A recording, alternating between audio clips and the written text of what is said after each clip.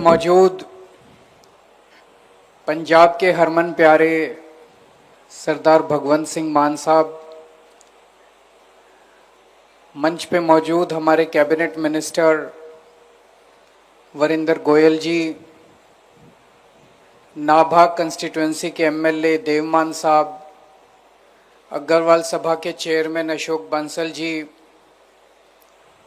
यहाँ पे आए हुए सभी मेरे प्यारे बहनों, भाइयों, माताओं, बुजुर्गों, बच्चों, आप सब लोगों को मेरा नमस्कार, सबको मेरा प्रणाम। सबसे पहले मैं अग्रवाल सभा को बहुत बहुत बधाई देता हूं कि आज इस ऐतिहासिक सभा में और ऐतिहासिक दिन, इस मौके पे, इस पवित्र स्थान पे, इस पवित्र मौके पे मुझे आमंत्रित किया, आप लोगों के बीच में शामिल होने का मौका दिया। इसके लिए मैं आप सबका बहुत बहुत आभारी हूँ, अग्रवाल सभा का बहुत बहुत आभारी हूँ। आज बड़ी खुशी का दिन है कि आज अग्रवाल स्मारक का यहाँ पे फाउंडेशन रखा गया। बहुत जल्दी ये बन के तैयार हो जाएगा। मुझे बताया गया कि ये बहुत भव्य और बहुत शानदार होगा, और मैं समझता हूँ केवल उत्तर भारत नहीं, पूरे भारतवर्ष से लोग यहाँ पे आएंगे, महाराज अग्रसेन जी को अपनी श्रद्धांजलि देंगे, अपने आदर सत्कार देंगे और उनके जीवन से प्रेरणा लेके जाएंगे। मैं भी अग्रवाल समाज का सदस्य हूं, आप ही लोगों के बीच का व्यक्ति हूं। हम सब अग्रवाल महाराजा अग्रसेन जी के वंशज हैं, और उनके बारे में जितना कहा जाए उतना कम है। उनका सबसे बड़ा संदेश अहिंसा का संदेश था, भाईचारे का संदेश था।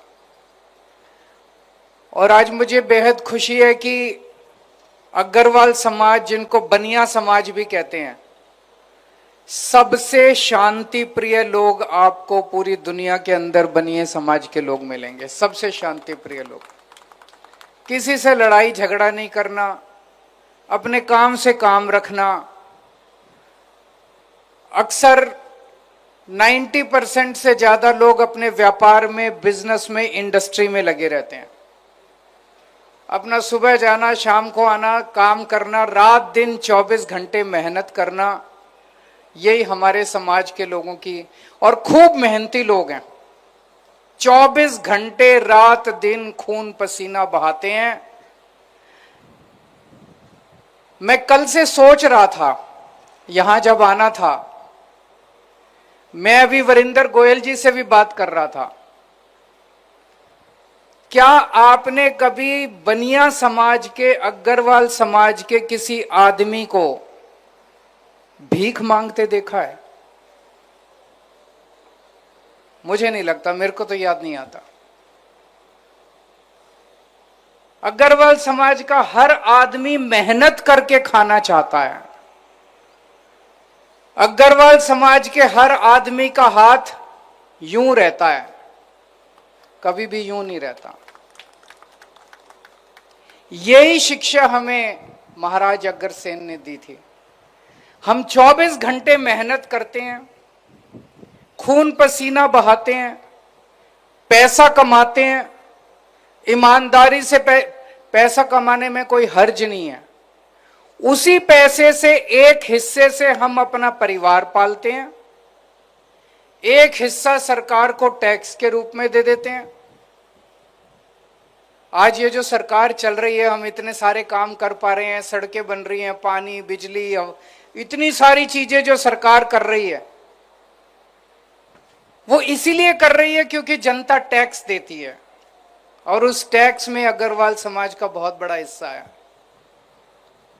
तो एक हिस्से से हम अपने परिवार का पेट पालते हैं, एक हिस्सा टैक्स में देते हैं, समाज के लिए रोजगार पैदा करते हैं।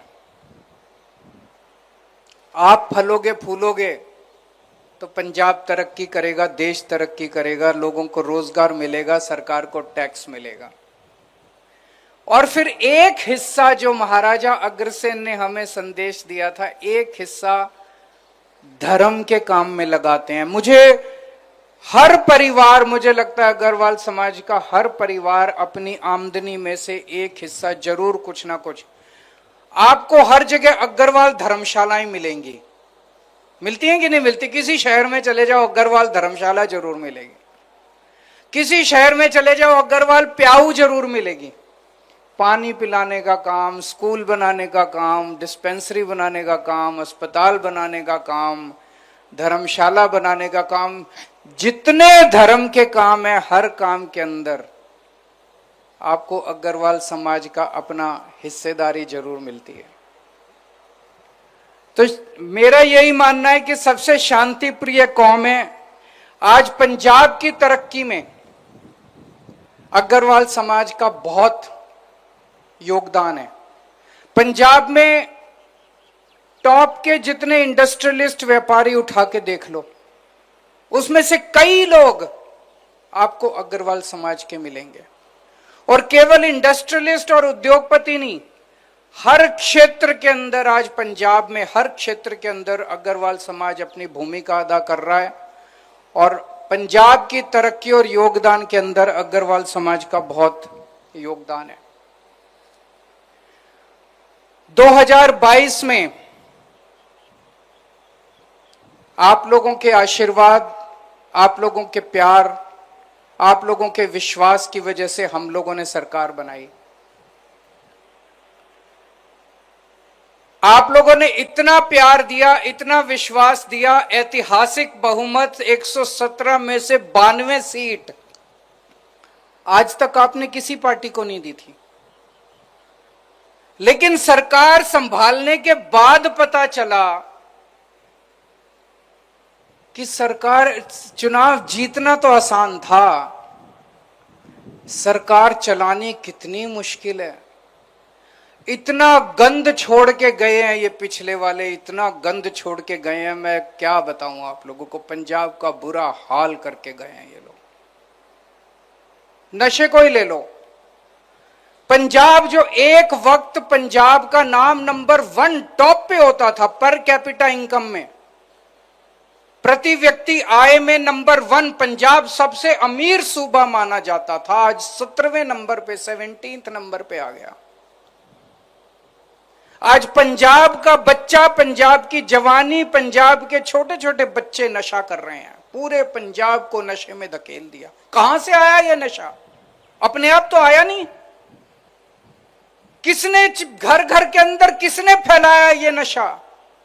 मुझे कहने की जरूरत नहीं है, हमारे से पहले वाली जो सरकारें थी उनके मंत्री अपनी सरकारी गाड़ियों के अंदर नशा घर घर डिस्ट्रीब्यूट किया करते थे।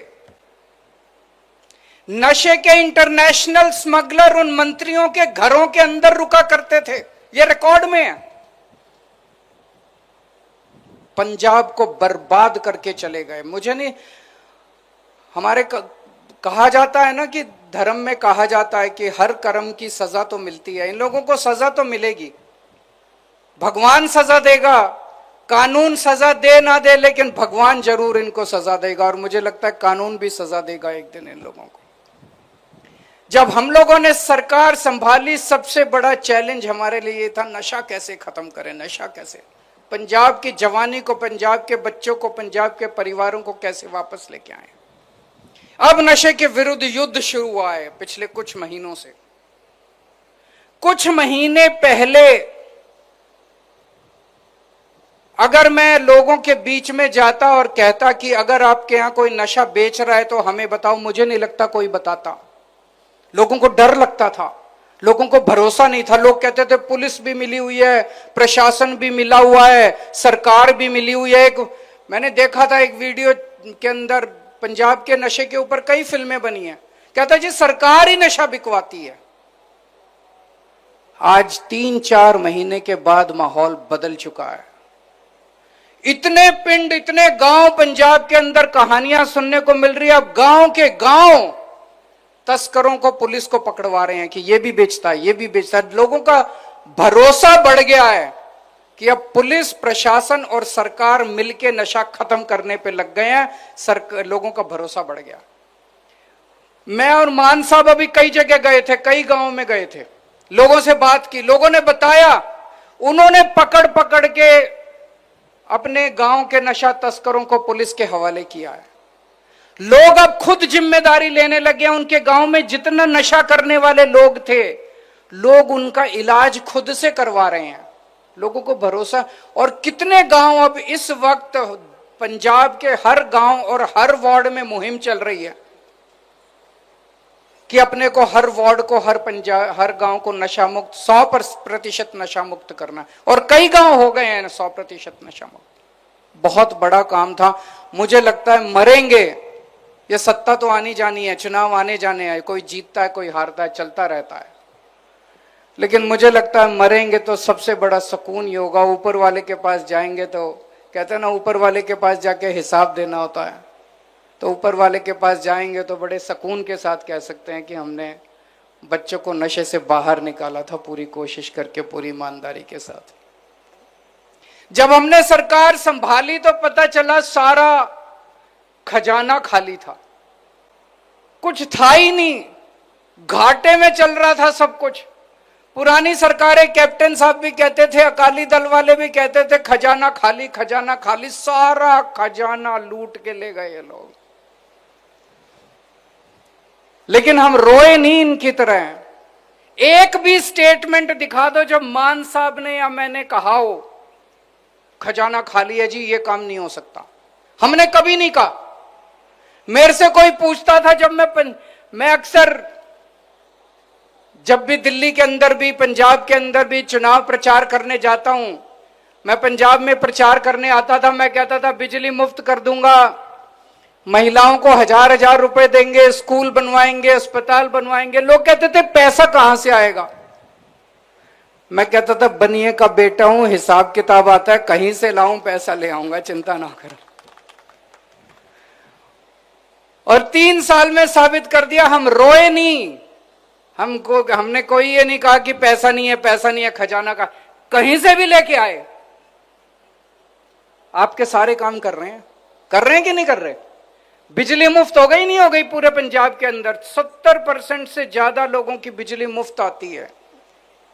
इतने शानदार स्कूल बन रहे हैं, अस्पताल बन रहे हैं। अभी मान साहब ने बताया किस तरह से इतने मोहल्ला क्लिनिक बन गए, 54,000 लोगों को नौकरियां मिल गई। घर, खेत के अंदर पानी जा रहा है। कैसे हो रहे हैं इतने सारे काम? उनके टाइम में नहीं हुए। हमने तो कभी नहीं कहा पैसा नहीं है। पैसे की चिंता मत करना, बनिए का बेटा हूं, पैसा कहीं से लाऊं, आपके सारे काम पूरे होंगे, रंगला पंजाब बनाएंगे आपके साथ मिलकर।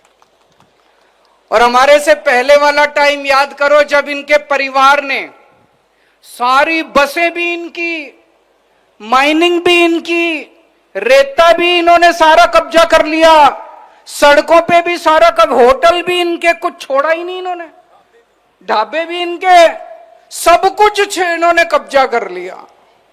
करा था कि नहीं करा था? सब छुड़वाएंगे, सब अपने बच्चों को देंगे, आप लोगों का है ये सारा, आप लोगों को देंगे हम लोग। इस लूट को बंद कर रहे हैं हम लोग। भगवान ना करे, अब आप लोगों के हाथ में है जनतंत्र है, भगवान ना करे ऐसा टाइम दोबारा देखने को मिले पंजाब को। भगवान ना करे ऐसी पार्टियां दोबारा पंजाब के अंदर आए जिन्होंने पंजाब को ऐसा बर्बाद कर दिया था। बड़ी मुश्किल से हम लोगों ने एक ईमानदार सरकार बनाई है, पंजाब को उस गर्त से बाहर निकाला हम सब लोगों ने मिलकर। मैं कई व्यापारियों से बात करता हूं, 3 किस्म की मोटी मोटी, छोटे व्यापारियों की बात कर रहा हूं। इंडस्ट्री के लिए हम बहुत बड़े बड़े काम आने वाले कुछ दिनों में, महीने भर के अंदर इंडस्ट्री को लेकर आप बहुत बड़े बड़े ऐलान सुनने वाले हैं। आज मैं कह के जा रहा हूं, मैं बहुत सोच समझ के बोलता हूं जो भी बोलता हूं। इतने बड़े बड़े ऐलान हम इंडस्ट्री के लिए करने जा रहे हैं कि पूरे देश के अंदर Punjab will become the best destination for industry in the country. पूरे देश में कोई व्यक्ति अगर सोचेगा मेरे को इंडस्ट्री लगानी है, तो सबसे पहले उसके दिमाग में पंजाब का नाम आया करेगा। और ये मैं कोई हवा में बात नहीं कर रहा, कई बहुत बड़े बड़े ऐलान करने जा रहे हैं जो किसी ने सोचा भी नहीं होगा। व्यापारी, एक छोटा व्यापारी जो होता है उसकी कोई नहीं सोचता, कोई सरकार नहीं सोचती। सरकारी बड़ी बड़ी इंडस्ट्री की तो सोचती है इतने 1000 करोड़ की। एक छोटा व्यापारी जो अपनी छोटी परचून की दुकान लगाता है, किराने की दुकान लगाता है, आड़तिया है, उसकी कोई नहीं सोचता। उनसे पूछो उनकी क्या समस्या। उनकी समस्या है नंबर 1 सुरक्षा। अगर उनके ऊपर कोई आपराधिक घटना हो जाए तो उन्हें सुरक्षा कौन देगा। नंबर 2 उनके बाजार का इंफ्रास्ट्रक्चर। बाजार में सड़क टूटी पड़ी है, बाजार में पीने को प्याऊ नहीं है, बाजार में टॉयलेट नहीं है, बाजार में ये नहीं है, बाजार में वो नहीं है। और तीसरा सरकार की नीतियां ऐसी ऐसी होती है जो बेचारे को काम ही नहीं करने देती। हर चीज में सरकार अड़ंगा डालती है, हर चीज में सरकार अड़ंगा डालती है। तो हमने तय किया है कि आप लोगों के लिए, एक व्यापारियों के लिए, इंडस्ट्री के लिए तो बहुत कुछ कर रहे हैं, व्यापारियों के लिए एक राज्य के स्तर पे और हर जिले के अंदर बोर्ड बनाया जाएगा, व्यापारी बोर्ड, जो हर व्यापारियों को सुरक्षा और सम्मान देने का काम करेगा, आपकी सुरक्षा सुनिश्चित करेगा, इंडिविजुअल व्यापारियों की भी सुरक्षा सुनिश्चित। आपको कोई समस्या, बोर्ड के पास जाओ, आपकी सरकार की पॉलिसी भी चेंज करानी है, आप बोर्ड के पास जाओ, बोर्ड आपकी पॉलिसी चेंज कराएगा। आपको कोई परेशान कर रहा है, कोई अफसर परेशान कर रहा है, कोई हमारा एमएलए भी अगर कोई परेशान कर रहा है, बख्शेंगे नहीं उसको, किसी को नहीं बख्शेंगे। कोई नेता परेशान कर रहा है, कोई खुल के व्यापार करो, बिना झिझक व्यापार करो, निडरता के साथ व्यापार करो, पर ईमानदारी से व्यापार करो। जैसे महाराजा अग्रसेन जी ने कहा था, अपने ग्राहक को सबसे ज्यादा पूजना है, ग्राहक के साथ कभी बेईमानी मत करना, जनता के साथ बेईमानी मत करना। अंत में एक ही चीज कहना चाहता हूं, बनिए नंबर में कम है, संख्या बल में कम है, तो ये पार्टियां जो हैं इनको बनिए कब याद आते हैं, इनको बनिए चुनाव में नोट के लिए काम आते हैं, बस पैसे मांगने आते हैं आपसे। आते हैं कि नहीं आते? डोनेशन के लिए चाहिए इनको, बस बनियों से, अग्रवाल समाज से डोनेशन चाहिए और कुछ नहीं चाहिए इनको। पूरा अग्रवाल समाज इन पार्टियों के लिए नोट बैंक बन गया है। नोट बैंक मत बनना, जब तक नोट बैंक हो कभी इज्जत नहीं मिलेगी। वोट बैंक बनना, जिस दिन वोट बैंक बन गए सारे आपके पैरों के अंदर होंगे। हमें ना आपका नोट बैंक बनाना, ना आपको वोट बैंक बनाना, हम आपको पंजाब की तरक्की में आज भागीदार बनाने के लिए आए हैं। आप बताइए कि पंजाब सरकार को क्या करना चाहिए, हम वही सारे काम करेंगे। आपके साथ मिलके, जो आपने हमें मौका दिया, 2022 में इतना भारी बहुमत दिया, आपके साथ मिलके 3 करोड़ पंजाबियों के साथ मिलके हम एक रंगला पंजाब बनाएंगे, लोगों की सेवा करेंगे। बस यही हमारी इच्छा है।